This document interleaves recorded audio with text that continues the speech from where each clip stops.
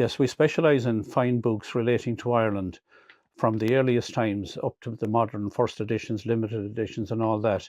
But one of my favourite books in the whole collection here is the 1633 copy of Peccata Hibernia by Thomas Stafford. It was published in 1633 in London, and what makes it remarkable are the series of maps, folding maps of the siege of Kinsale and the battle in the Elizabethan Wars. Well, we run the business from our home, as you can observe, and people often call and ring up and say, "What's your hours of opening?" Well, I'm a bit like the bookseller of Kabul. I'm open to anybody who wants to come and spend a few bob.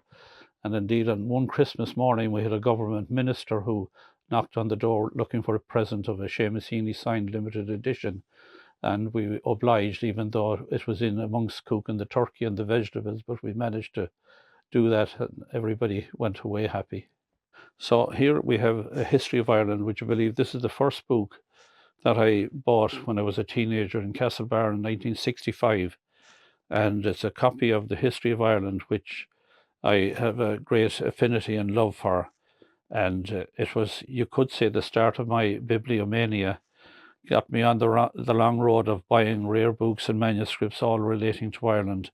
Well, we found a remarkable increase in people going for the printed book rather than the tablet ever since COVID, would you believe? Because people were at home, they had spare time in their hand, and we were never as busy selling the rare books as we were during COVID.